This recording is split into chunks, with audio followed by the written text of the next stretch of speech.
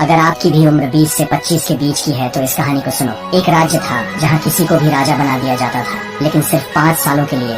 और 5 साल खत्म होने के बाद उस राजा को एक घने जंगल में छोड़ दिया जाता था, जहाँ दूर दूर तक कोई इंसान नहीं रहते थे और जंगल में जंगली जानवर उसे खा जाते थे। और ऐसे ही हर 5 साल पर हर एक राजा के साथ किया जाता था। जो भी लोग राजा बनते थे वह अपनी जिंदगी में खूब ऐश करते थे और इतना खो जाते थे कि वे भूल जाते थे कि उनके साथ 5 साल बाद क्या होने वाला है। जैसे जैसे साल बीतने लगते थे उन्हें आखिर में डर लगने लगता था। एक बार एक नए आदमी को राजा बनाया गया। वह आदमी बहुत ही बुद्धिमान था।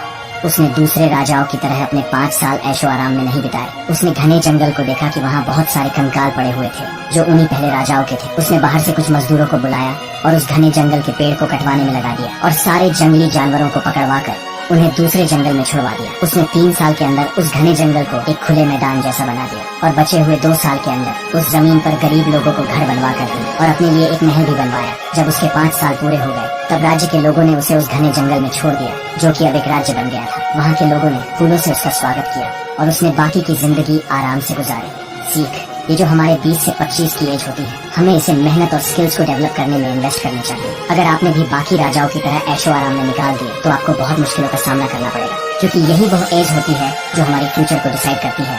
इसलिए इसे वेस्ट नहीं इन्वेस्ट। कहानी दिल ना छूले तो बताना। एक घर से रोज रात को बच्चों के रोने की आवाजें आती थी। एक दिन उनकी माँ एक बहुत ही पहुँचे हुए संत के पास गई और बोली, कुछ ऐसा चमत्कार कीजिए कि मेरे बच्चे रात को भूख से रोया ना करे। संत ने एक कागज पर कुछ लिख दिया और उससे कहा, जब तुम्हारी इच्छा पूर्ण हो तब इसे पढ़ना। उस माँ ने वो कागज संभाल कर रखा। अगले ही दिन किसी ने पैसों से भरा थैला घर के आंगन में फेंका। थैले से एक चिट्ठी निकली जिस पर लिखा था, इससे कोई व्यवसाय कर ले। इस बात पर अमल करते हुए उसके पति ने एक दुकान किराए पर ले ली। व्यवसाय में बरकत हुई। बच्चे अब भूखे नहीं सोते थे। पैसों की बारिश सी हो गई। एक दिन माँ की नजर पुराने संदूक में संत के लिखे कागज पर पड़ी। न जाने संत ने ऐसा क्या लिखा था। उसने कागज खोला।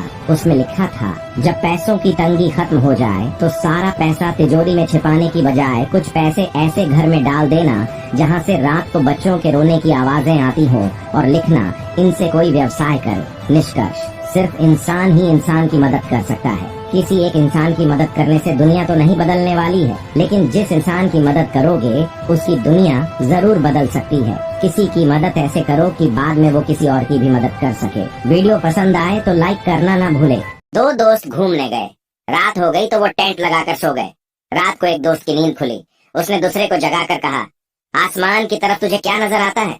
दूसरा दोस्त बोला, बहुत सारे सितारे। पहला दोस्त बोला, इससे क्या पता चलता है? दूसरा दोस्त बोला, आसमान कितना खूबसूरत है। पहला दोस्त बोला, अबे न्यूटन की औलाद, टेंट चोरी हो गया है।